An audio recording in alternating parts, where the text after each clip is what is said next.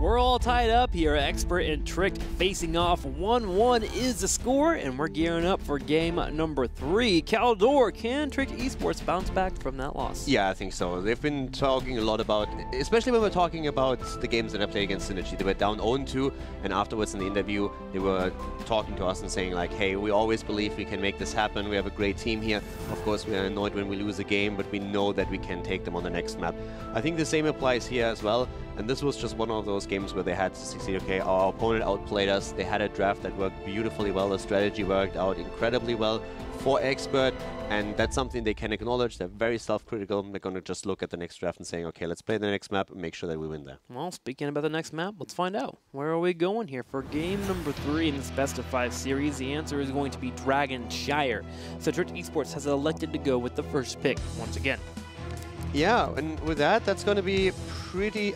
it's pretty cool to see actually Dragonshire being played here. I love the map a lot, and we don't see it as much in the European scene as we did in the past. It pops up every now and then, but it's a very difficult map to play because over here you have to have the most control if you want to gain the objective. You need to control the 2 shrines and then send the hero into the mid lane, of course. Globals playing a huge role, so we can expect them to have a heavy priority in the bans and the picks. And so with Gul'dan being first pick pretty often here by Tricked Esports, suddenly he starts to fall down a little bit more in priority, it feels like, on this battleground. He has a harder time getting back to the lanes and also defending the dragon when it pushes in. You want to have more single target DPS if available. So we'll see if that Gul'dan continues to be picked up here by Tricked Esports. Team Expert has been banning Arthas every single game, and I would still recommend banning him here on this map. Yeah, the thing is, if you ban Arthas now, then Trick can, if they want to, head straight into one global, and you have the second one available to yourself. So banning out Arthas makes sense. Question just remains, is Trick valuing the globals highly enough to take a first pick on them? Normally you would expect that to be answered by Dehaka or Falset being picked up right now. That's exactly what happens, and Expert now has the opportunity to pick up Dehaka after Trick just locked in the bird.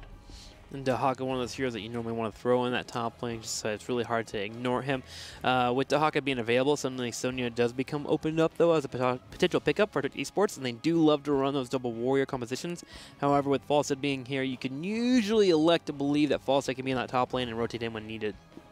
Yeah, and Expert, they have to, of course, answer that question now, because once again, the thing remains, if you don't pick a global now, you gave your opponent at least the opportunity to pick a double global. If they select to not do that, they will most likely ban him out. But this is definitely one of those. This is going to be the most important pick phase for Expert. Just making a choice here. How do we approach the globals in this game? And they say we let them go for now and pick a Thrall super early here. Greymane and Thrall being the choices here. So we have the Greymane, which is a little bit standard as of late. We're getting that meta pickup, that aggressive damage, the finisher, the adaptable wolf, if you will. But Thrall is definitely the oddball pickup. Usually see him around the 4th and 5th slot. He's more of a solid engager. He can do well in the lane by himself when it comes to one-on-ones, but he has a hard time dealing with pressure that comes his way. And with Falstad being on the opposing team, that Thrall could be a bit troublesome. Yeah, it could be a bit of an issue. They aborted the draft just a second later. Apparently some of the players has a tech issue here that he needs to resolve before we come back into the draft. But seeing you Thrall this early is super interesting. It's not something that I expected. I don't really feel that it has a priority where you need to pick him this soon. This really feels like the two teams, all the teams in Europe scrim against each other quite a bit. Of course, not directly before they have to face off in HGC, but the weeks in advance, you always try to get strong scrim partners, and these two have faced each other. So it gets the feeling where Expert says, okay, they've seen us do this before. Let's make sure that we have the Thrall available to us. Yep, so the Thrall being picked up early is a bit odd, which does mean that we're going to see the other side, Tricked Esports, move into other options. You want to be able to get engaged against Thrall, one of those things that can lock him down, not allow him to get those Frostwolf pokes, or even pop out one of his heroics if possible. Most of the time, you're going to be seeing a lot of Sundering compositions, but with this being super early, we could be moving into an Earthquake engage, and that has some kind of possibility for Greymane to get aggressive, get on the back lines, and they can't retreat. He just shreds them to pieces. Yeah, and let's not forget that also they played Thrall before, so it's not like it's a hero that is completely unheard of for them. They're actually one of the teams that play him more often, even though he has fallen a bit out of the meta compared to what we've seen, let's say, 2 or 3 months ago, where he was just an insta-lock on everyone's side. But yeah, for Trick, this is now an opportunity to pick Dehaka, so they can say, hey, we want to have a double global, we're going to try and out-macro you. Or if they don't pick Dehaka, they have the chance to say, hey, let's just ban him out. Yeah, Dahaka, if he's in there, that he could be in the top lane. That means False could be in the rotation. You can possibly even get Hammering here instead. Start getting those stacks up, and then in late game, you become an absolute powerhouse. So you would draft heroes around making sure that you get to the mid to late game. That way you could be set up, so you wouldn't go for the early Kerrigans or anything like that. Yeah, and as we said before, this is where really macro game comes into play. Normally, we are having still the solo lane up at the top, and then oftentimes you see the rotations happening between the mid and the bot lane. So your 4-man is once again going to be incredibly powerful and also important here. And it's also one of the maps where we oftentimes see longer games. This is one of the reasons why quite often we actually see a Nazebo being picked here. Yeah. Just simply because you are more or less guaranteed to get into the late game, and then the level 20 power spike of Nazebo is incredibly strong. This is one, I think it's mostly two lanes that or two maps that we have seen Nazebo in the past on, and this is one of them is Dragonshire, the other one is Tomb of the Spider Queen. Yes. So both of these maps, you can just get a lot of value once they end up in the late game. It's interesting, you mentioned that. In the past, we actually saw Expert pick Nazebo and Zul within their first couple of rotations, which was so crazy to all of us. But then it made sense when you actually thought about it. As I throw my pin on the ground. Zul clearing out the waves, you get to level 20, and then you have Nazebo that gets to the late game and chunks out the damage of the spiders. It's there. It's I couldn't listen. I just had to laugh. We'll just leave it there. It's going to be there for a little bit. I just want to You make sure you don't want to pick it up? I mean, I'll pick it up off camera. I don't want to go under the desk off camera. Just checking. Just checking. A little awkward. You can if you want to. No, it's just gonna chill there, man. All right. Not stepping on it at all. So when you think about Expert, they are willing to bring out different strategies on Dragonshire, and it's kind of odd actually. When they do it a few times, Team Liquid picked it up the week afterwards, and then we saw Fnatic run it for it too. It's one of the strategies that sometimes when Expert actually comes with something new, it gets picked up by a lot of people. It's interesting that you say that because AD when he talks about it, is making an argument even for the reverse. He's oftentimes saying, I look at what other teams do against us, and I don't follow that to the same extent. I don't necessarily copy it, but I take ideas from all the teams and try to incorporate into a strategy that works for my team. So he's really smart approaching the game like that, and he just takes his picks from everyone, basically. Well, let's go back into the draft. It looks like we are ready. We're going to get them all nice and selected out here. Tassadar was the ban, Arthas on the opposing side, and we had our Greymane Thrall, which was the crazy pick for us. Your pen's back. My pen is back. Look at that. A magic trick. There you go. We nailed it there. David, he taught me the magic tricks there over there. He's a super good guy. So, Greymane and Thrall, what does this give us when we have that first lineup for the first and second rotation? What does this team have when we actually pick that up? I'm wondering if that Thrall is actually confirmed now. I was asking that in my... okay, there we have it. I was going to make it be confirmed. I was going to radio in. Because for a second when the draft earlier got cancelled, I'm like, is that really the double pick that they have? The Greymane, yes, but do they lock in the Thrall this early? They indeed do. So yeah, now we're continuing from here. So just to sum up what we've been saying, Dehaka is a big question right now. Do you take another second global? Do you try to ban out the second global? Then we are talking, of course, about potential picks on heroes like Malfurion as well, which is something that Trick really loves to do. Lucio is also still around, so we moved away a bit from that ban against the supports. But that's definitely what Trick is currently thinking about. Globals, yes, no. Do we ban it? Do we take it? How do we approach that now? Over on Tricked, we want to see what they're going to be getting. I'm starting to also think about Variant in the back of my mind here for Expert. Bad Bunny's ran it pretty often. Thrall and Greymane can give you those isolation picks that you want to go in for. A new rack will be the pickup here for Trick Esports, so they get that underneath their belt and moving from there. Now, I'm wondering, do they grab their Gul'dan earlier? They seem to prioritize Gul'dan heavily, which would indicate that they probably wouldn't be grabbing a Dehaka. There's the Malfurion, so Malfurion over the Lucio again. Dehaka also a super high priority, helping them against mages in particular, but it's one of the heroes that they've continuously being picked. Means no Dehaka, at least for now on their part. So the question still, do they ban him out or do they just gonna just letting him through? Team Expert does not really want to play the Dehaka, it seems. So they're not going, they don't want to play against the double global here. I think they're even doing Trick a bit of a favor with this. Yeah, I would say that Expert is probably one of those teams that just does not get as much Dehaka as you would normally see. They like their more upfront type of play styles. If they do any type of soaking, it's usually with a false dead. One of the things that you have to also point out, though, is if Expert would pick Dehaka, it would leave them with potentially... They would kind of need another tank, right? Yeah. So that leaves them with a main tank, Dehaka, a Thrall, and a Greymane. That's more or less 4 melees that you have, not counting their support. So I think that's a bit the thought process behind it. We are not going to pick Dehaka because it makes us too frontline heavy. If we do that, we have to really win every single engagement. We don't have an opportunity to back off these engagements because we have to heavily commit once we go in. And they don't really want to play that style, so they're saying Dehaka is not an option for us.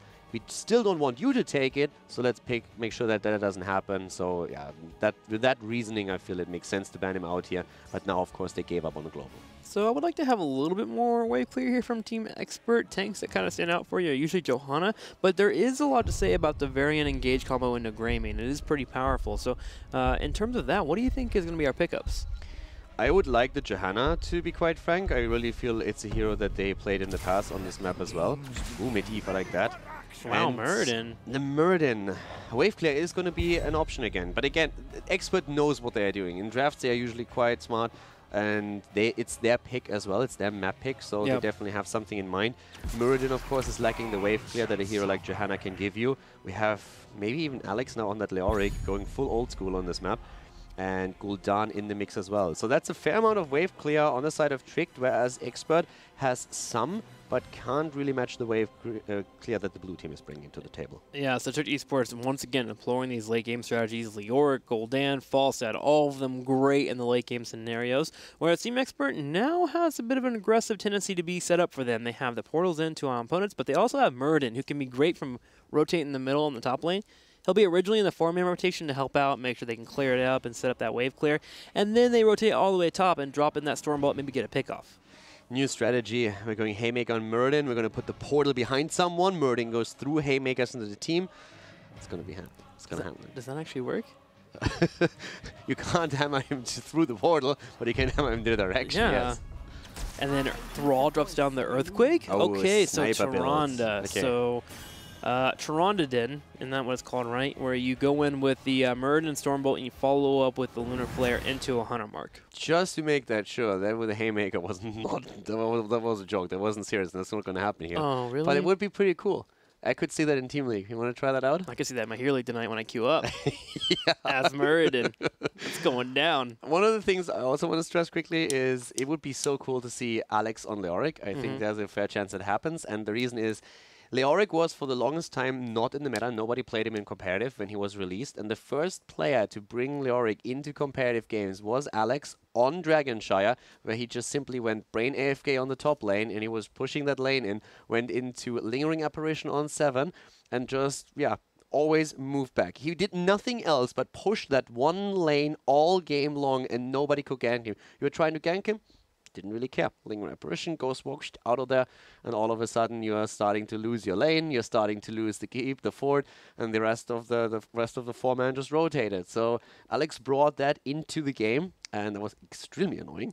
And it would be cool to see him back in that spot. It could work out here. I mean, he can definitely outpush Thrall. There is a possibility to do that. The big wrench of the plan there is Muradin jumping over the walls and going in, and Portal Chase. Yeah, I don't think you can do that these days anymore. It's not going to be the style that he plays here. That was back in the young days. Ago. Back in the days, exactly. Back when we were younger. Old school. But it was fun. It would have a very nostalgic feel to it. All right, well, let's get ready for our next match of the day. We are going into game number 3. Our series is tied 1-1 between Team Expert and Tricked Esports. And we're going to jump in straight on Dragonshire, of course, which is our third map here. The series, as Tim just pointed out, is indeed tied. And let's see which team is going to be able to take the lead with this.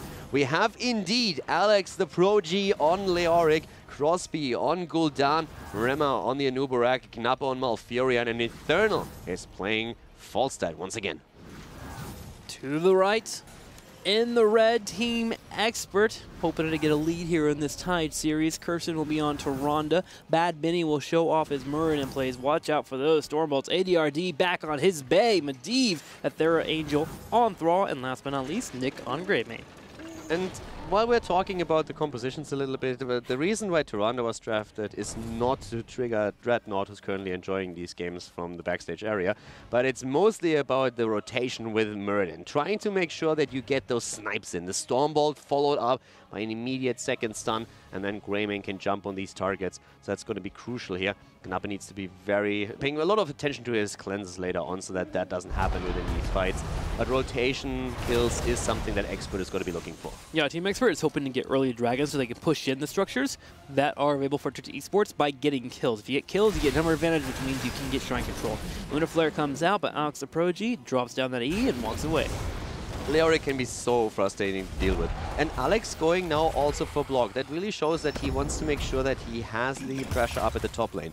Alex is one of the players that has been saying several times that he feels that hopelessness on level 1 is an absolute must-have, that there are very few occasions where going into block gives you actual value. But now with him once again just trying to dominate the top lane, he's attempting to just win the entire lane for his team in that upper shrine so that the rest of the team doesn't have the same amount of pressure. Therefore the talent choice on him. Bad Benny goes into the aggressive play there, jumping in to possibly hit on Crosby. Does not hit the Stormbolt, but does turn around on Rimmer, and Rimmer comes in for the fight. The heals slightly enough for here for Bad Benny. Now, he did pick up third wind to make sure that he can heal and come in and out of combat due to Tyrande lacking the heals. Thrall at the top also struggling with the Leoric, so now we have 2 shrines under the control of Trick. They are having a lot of power plays here down to the bottom of the map, trying to follow up on Bad Benny jumping away here. But this is definitely a situation in where there's a lot of pressure for Expert. But as long as they have Malfurion and now Tyrande in the middle of the map, they can make sure that they get the interrupts against the potential dragon. Eternal also needs to be very careful. Barrel rolls away in the last moment. That got a bit risky for a second. Yeah, that did. If Storm not connected and a Lunar Flare, that could have been a dead bird there. So we're going to see the aggression from Expert as they come in the middle to help clear out. Thrall having a really hard time, though, grabbing that top shrine, so someone will have to peel away. Medivh does so and heads to the bottom lane. And the Owl build is being used by Tyrande. That's great with the Pierce to interrupt channels on the Dragonite. And another big effect of this build is that you have a lot of cooldown reduction thanks to your level 1 talent on the Owl. So the entire thought process behind this is to spam out your Owls, get cooldown reduction on all of your spells, and then being very effective in these fights. It helps, of course, on level 16 to pick up Ranger so that you have actual damage output on top of that too. And it's definitely something that I can only recommend if you love playing Tyrande.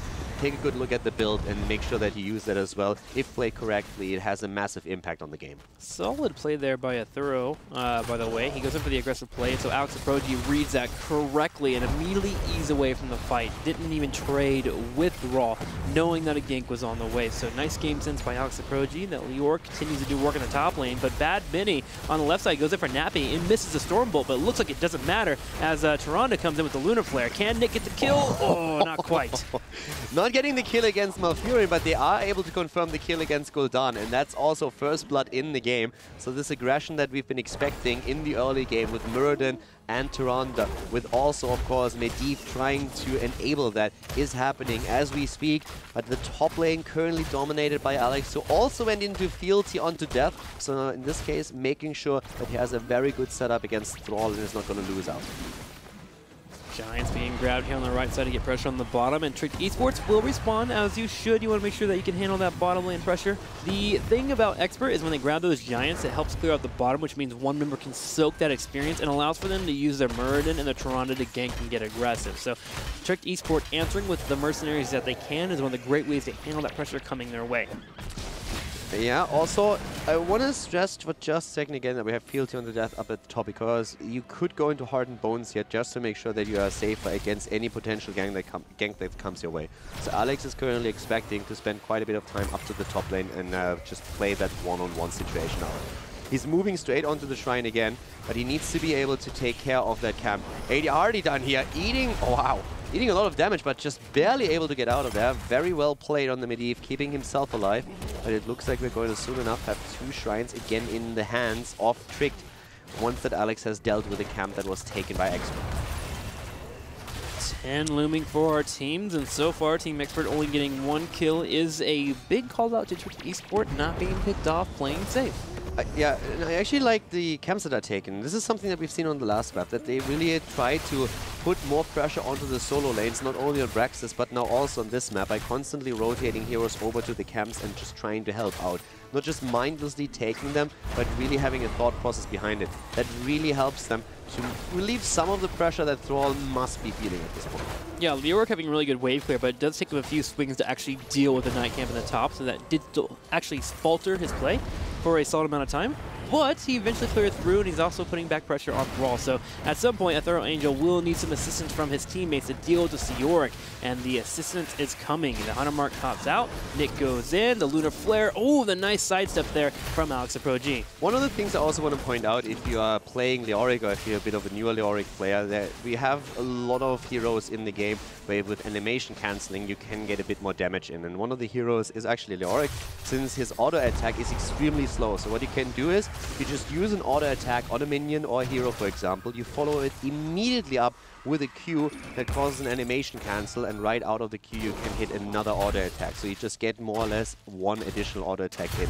If you just use that and you have those mechanics down, you try to just incorporate it in your playstyle completely and make that an automatism, then you can have a big impact in the early game, especially when you're trying to win a lane in a one-on-one situation. Yeah, that's where it really comes in handy, that lane, especially also when you want to get to the late game and get to those fights and you start to kite forward after you get a kill. Being able to kite forward and break those animations, all little things that are helpful for the players here. Now, Alex the Pro G on the right side is about to hit level 10. Nick G does come in with the Cursed Bullet to get him low on health. Rimmer dives in, Starfall being popped. Rimmer dances enough here, Cocoon being used. Everyone's coming in for a fight. Leyline Seal is on the ground, and here they go for Alex.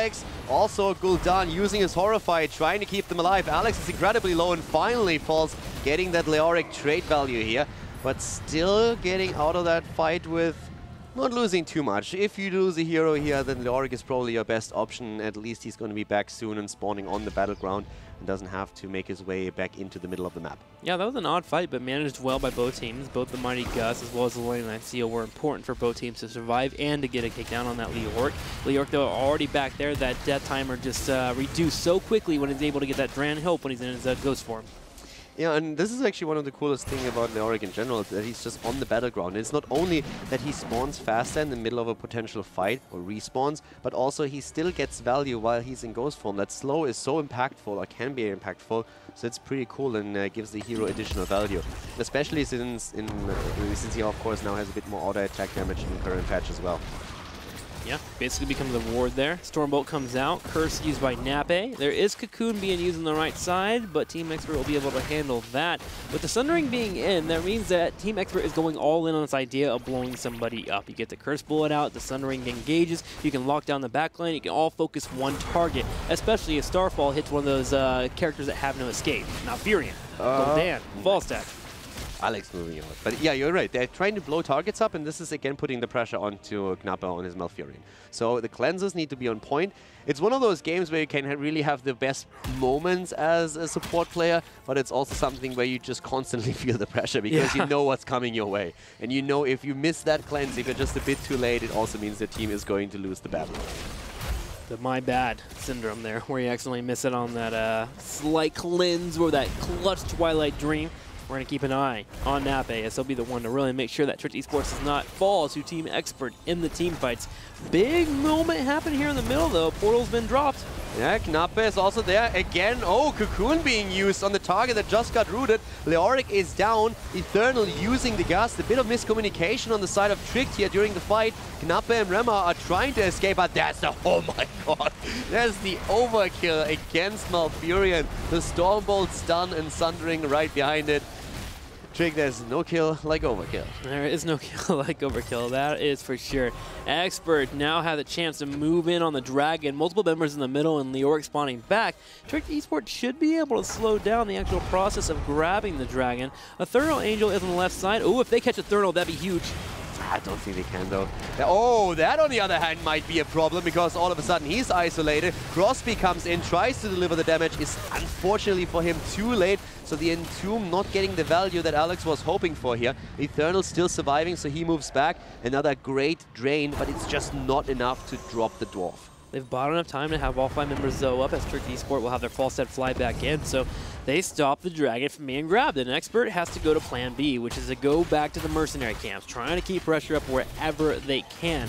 Thrall on the bottom was able to grab the Shrine for now, but with Nick being low on mana, I don't think we're going to have time here for Expert to even move in for another Dragon. Yeah. It's a pretty cool game, actually. Like, a lot of small skirmishes that we have here, a bit of miscommunication, as you could see, but that that idea of Expert to blow targets up just works so well. Greymane going into the Cursed Bullet just adds on to that threat, so you get the stuns, you get the immediate chunk of hit points thanks to the Greymane heroic ability, then even the Sundering to confirm the kills. It's a pretty cool approach from Expert, and Tricked is still trying to play around that a bit. They're getting the experience through Falstad, they're trying to stack the Seasoned Marksman, so they have a lot of tools available that can help with this, but the coordination needs to be on point, and so far, they've struggled with that a bit. Yeah, you can actually just tell by looking at the minimap how both teams have struggled to even get a Dragon right now. Look at it. There's forts everywhere here, all up for Trick Esports, one for Team Expert. That Dragon is the main catalyst for these teams to actually get that pressure. Trick Esports in the late game should be a bit better when they get Seasoned Marksman because they at least have an auto tech hero in Falstad, but still, getting forts is a hard game for both teams. Yeah, and Alex falling here. This is one of those moments where you would really prefer to have a bit of extra armor when you're going into your raid walk. But as we pointed out before, he went on level 4 straight into the fealty unto death and did not take Hardened Bones. The trade up to the top now, trying to at least drop a structure. I also want to quickly highlight that when we're talking about Cocoon, it's not necessarily that in these team fights you try to force a battle on a certain point. You have to really think about which hero is going to be the biggest threat when Expert attempts to go for that snipe combo. Do I Cocoon the Greymane, for example, to make sure that the Cursed Bullet and that burst damage doesn't really hit, or do I try to get rid of one of the stun heroes? Yeah, if Cursed Bullet comes out, maybe you hit Thrall instead to stop the Sundering from falling out if you're moving in for an aggressive engage. It's all about literally taking all of your opponent's components and weighing them and making sure that you hit the right heroic at that point. Rimmer on the left side doesn't start grabbing the Dragon. Curson is forced to use his Starfall just to make sure that your esport doesn't grab the Dragon, while Muradin has the top lane. Yeah, Muradin was at the top lane, and Falstad is flying in deep to put the pressure on. Of course, Giant Killer helps with that, but Eternal needs to be very careful. Good aggression here on their part, but they still have to claim that particular shrine here. The level 16 talent gives Expert a slight lead, but since they don't have control over the shrines, there's no real risk for Trick at this point. So it doesn't really look like Expert is going to be able to pick up a Dragonite, but I have to say that Alex is really struggling on the Leoric. Yeah, it comes down to Medivh. Medivh's doing a really good job of following him around consistently, and that has allowed Team Expert to set up flanks and also to hit that Cursed Bullet whenever the opportunity provides itself. Now, granted, it is Leoric. Him feeding is pretty normal. A few more deaths than normal, as you would see, but him dying is probably one of the best things for Trick Esports. They put him out there on purpose. They know that if Leoric falls, they can get back to the fight relatively soon enough. We have, at the top lane, still the push of Falstad, so they are using the global as much as they can, and they are behind in experience, but on the same talent level, which is of course important. It's also noteworthy that we have nearly a completed Seasoned Marksman for Falstad. It's not quite there yet, but we are on 35 stacks at this point, 34. So they can start to do significant damage to especially Muradin if they at some point lock him down. Yeah, Ben Biddings has to make sure that he's watching out for that. That Giant Killer wailing on his face will be quite the painful thing to deal with. He can back out and come back in with that third wind. Ooh, Horrified does come out. On the left side, we have Thrall and Greymane looking for an engage here. The Sundering has been used for now. There's the Leyline Seal. Great move by ADRD after Eternal was trying to save Malfurion. Ice Block being used now as well. Knappe, is he actually going to be able to walk away from this? No, he's not. This is the kill, and Expert is just going to be able to capitalize so much more on these kills now, since the death timers are rising, and that helps. But the Dragonite was picked in the meantime. So many cool things happening in these fights right now. The objective taken, but Malfurion falling, and Team Expert getting, of course, value out of these kills now towards the later stage of the game, since the heroes are going to be dead for so much longer. Well, if you're Trick Esports, you need to realize that you've lost your support, so you have to be careful, and Crosby is not being careful. Expert goes in for a hard engage, and they take out Gul'dan. Trick Esports is starting to stagger some deaths here, which has allowed Expert to defend their forts.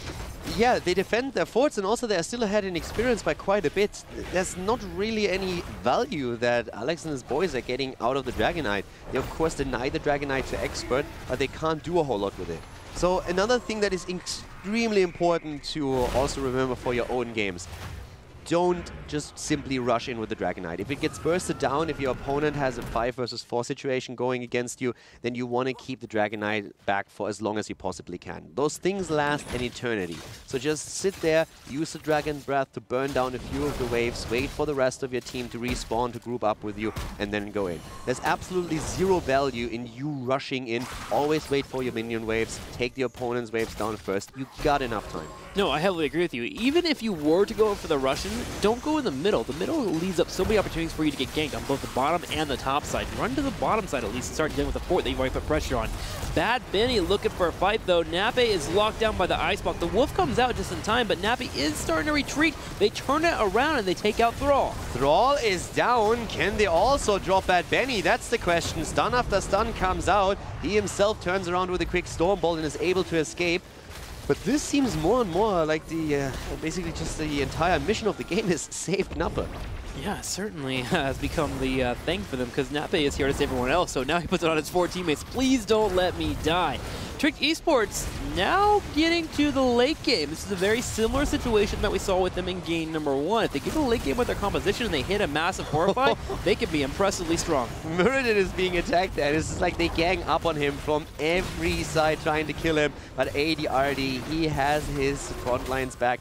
He immediately drops the portal, allows Bad Benny to move back, but there is an Entomb, and this is a good one. Once again, ADRD trying to protect him. There comes the Leyline Seal. It's a 4-man Leyline Seal. Is this a setup? Not enough damage output, especially since Thrall was not part of that fight yet. Yep, Thrall not being there and Greymane being low on health, but they had no damage for the fight. The Leyline Seal had to be used just to defend Nick. They're hoping to catch them, but Trick Esports on the retreat and with a mighty gust makes it very difficult for Expert to get the engage they want. And also pretty cool to see that Alex immediately went into the Wraith Walk once that the portal appeared behind him. He just said, if they stun me out again, I die too fast. I won't have the time to move away, so I'm just dropping the Wraith Walk. Immediately move out there. They don't get value. It's a short cooldown for me. There's nothing lost. Team Expert now focused on moving towards the next goal, which is level 20, getting pressure on the top lane and trying to slow down the Shrine phase until Esports has to get them into a fight. 20 so close, about half a level being available. If Expert focuses on one Shrine, they'll be fine. If they get the top one for now, they can start putting pressure on the fort in the top left, and if they get that fort, that will give them experience, which means Trick Esport may have to rotate in and possibly get picked off. Also, Bad Benny at the front is now going to have to deal with that Season Marksman that is completed. So that will allow Eternal to get way more damage in against him. And you are dealing at this point with a Leoric that is always going to try to make you the priority target for a Drain and then the auto attack. So there we go. Horrify being used. They're trying to go for the camp, but it's still stolen away by Bad Benny. And again, it's just ADRD on that Medivh opening up so many avenues for his team, so many options to move out and into these fights. They're going for Oxa Pro G, 20 still around here. Trick Esports possibly turn around for the fight. Do you think Horrify being used there was actually needed on that Mercenary camp? I feel like you just give it up and defend it on top lane. I feel if you use it, then you should commit, which they didn't, and I can totally understand why. I don't think it would have been a smart choice to commit in this situation, so I would not have used it. I think there was a bit of a miscommunication where he thought if he lands a good one, they can isolate someone to get a quick kill, but that didn't really work out the way they intended to, so probably some miscommunication. Not really of much consequence, I would say, because we still have 30 seconds on the cooldown, and they should be able to bridge that. Well, Dragon, the next big objective. Trick Esports so close to level 20 with Bad Benny getting bullied out of the fight. He has to retreat. Spectral Leech on 20 is going to be another problem for Bad Benny. Bad Benny is having a rougher and rougher time here because once we have Spectral Leech on Leoric, he's going to chunk away on those hit points too. If he doesn't die first, which is the case now, but they have that 20, so Spectral Leech should help against Muradin. And now that we are on 20, we have Epic Mount, but it's also going to be a Dragonite for Team Expert, since this kill against Leoric just happened at the perfect moment in time. Yeah, that was a very clever gank too. We had Team Expert going for the aggressive play on the bottom side, and they had Bad Benny rotate all the way around and catch Leoric on his rotation. Had he gone left, he could have jumped in and storm bolted, but he went straight to the top left, which meant Bad Benny was there with open arms for the takedown. And now, Dragon pushing into the bottom lane here. Keep is the primary target. I still have to say that I like the Power Spike on level 20 a lot more for a Trick than I do for Team Expert. Simply because we have now the Bolt in the Storm into a Twilight Dream. We have the Spectral Leech, which is fantastic. And also on the side of Falstad, the Epic Mount, which gives you so much utility on this map. So I think the tools that Trick now has are insanely strong. Are they going to be able to use them perfectly though? Because communication has to be on point, and we said it before, they struggled a bit in certain team fights here where they just weren't on the same page. At some point, though, with the Dragon here, you kind of have to make the commitment to move in. Gul'dan's going to poke you. You're going to have the Drain Life hitting you on the Dragon Knight, so you just kind of need to move in and go for the aggressive play. Burn down what you can. There's 20 seconds left here for Team Expert, and they keep sieging away here with the Dragon Breath. Yeah, the keep should not fall to this. They are not going to engage into it. We already see Nubarak just trying to wrap around to potentially attack the backline, and that could have devastating results if they play that right. Alex needs to be careful here, but only gets punted a short way. Crosby is more what I'm worried about, but he is still alive. And Nubarak moving in from the side, so this might be the opportunity to go in and force a fight. Oh, big Fawcett flying in with a mighty gust, bringing Nick in the back line. The silence for the Twilight Dream is there to help out. The portal, though, once again from Medivh. Oh, Tyrande is down. The Cocoon is still on. Eternal moves away with Falstad. Malfurion is low, but it's another kill confirmed for Team Tricked Esports as they drop Greymane. And that's most of the damage gone. A double kill and maybe a triple. ADRD attempting to move away, but they control both of the portals. And that's a triple kill for Tricked Esports and some momentum that they desperately needed in this game. Napa has been playing so well. He's had so much pressure on him on the back line. Almost getting killed there by ADRD, but he sidesteps 2 of the Qs, which made Medivh stay there too long. They eventually got the takedown. So 3 members down for another 30 seconds for Team Expert. Tricked Esports moving in for the keep. Let's take another quick look at that fight while we're having them break through the wall here. So this is where it happened. Look at that silence. Great play, and watch Tyrande. The Cocoon is already in. They jump on Tyrande. They take her down. Very well done. Napa saves himself. They eliminate Nick, and even with the ley line seal, there's no play here for them. Napa even bolting away at the moment before he could be dropped.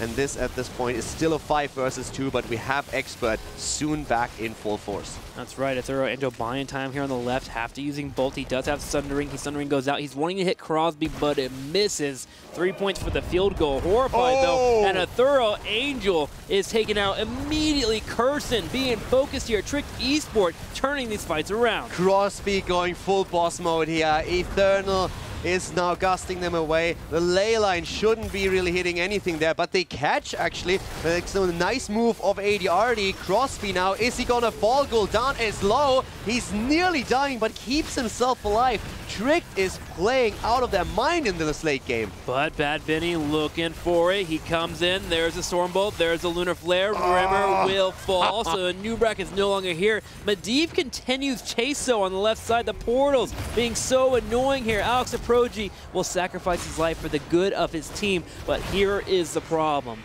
50 seconds before we have a Nubarak back in the fight, and there are 2 shrines available for Team Expert to grab. Tricked stayed too long. They stayed too long, and even with the kill against Thrall, they are now all of a sudden behind again because ADRD chased them down hard. Not only locking down Crosby with the ley line seal that he used and simply delaying them even further, but then afterwards using the portals, and this could very well be another Dragon Knight. So it's up to Falstad at this point. He's trying to make the plays here. He's trying to use the mobility on the map, but they're going to re-grab that shrine, and Murden is already in the middle. They cannot interrupt here. That's a Dragon Knight, and 23 minutes into the game, that's also a really big problem. It's a big problem that could push into the keep here on the bottom left. So that catapult pressure that Tricked Esport unlocked earlier doesn't really exist because Team Expert is pushing in that lane. They are looking for a possible win here. They gotta watch out for the Horrify though and the Entomb. Tricked Esports does have the play here to make Team Expert fall out of position. Fantastic game here so far. This is the end of the keep. The question remains, is it the end of the game? Will Expert be able to get a kill and move towards the core? That's what we have to check out now. But nice burn on the Dragon Knight. Alex is draining it as fast as he can. And of course, he does so much damage at this point. Spectral Leech, fantastic here. They're moving in again. Thrall is in trouble. Gets away though. Able to move out here. But Benny also struggling. And a great Entomb being used by Leoric. The Entomb is massive. So is the Twilight Dream. Toronto's in the back right. Needs to pop out a heal. We're going to use a Cocoon to save ADRD. No damage on the core, and Team Expert walks away with a tail between their legs. This game is awesome. That was a great Entomb, especially the timing. The portal was already out, so there was a cooldown for Medivh. He couldn't really use one to get them out of here. Now we have vision granted. Alex starting to move in. Wraith walking forward, double checking what's happening, dodging the Stormbolt, still is getting hit by the stun. We're having them jumping in. Good move from Medivh again, saving Nick at least for now. Chaos everywhere as both teams are looking for a kill. They're looking for it. Falstad flies in. He's going to try and secure. Big, mighty gust Nick in trouble on the left. Here comes the Fel Flames. The portal comes out last second, but Greymane still dies to the damage. Curson also being taken out. A Thorough Angel hoping to get a kill on somebody. ADRD trying to go for the snipe. Can he get it? He misses the sidestep from Eternal. 4 members down from Experts. 4 heroes down. Thrall is still there. The first one to die. Mirrodin against the Drain Hope from Leoric. What a play here again. And Eternal keeping himself alive as ADRD desperately tries to take him down. Already knowing fully well that he himself will die. Falls and finally eliminated. But is that enough? It doesn't look likely. This game is just crazy as we have Trick going for the finish. A Thorough Angel instant cocoon, and that has to be the game here. The core starts to fall 70% and more. Can't believe that they actually turn this around. The Horrified to fall up as well. Trick Esports going up in this series 2-1 as they continue to beat on the core. Absolutely loving it. GG! Trick Esports takes the lead in the best of 5.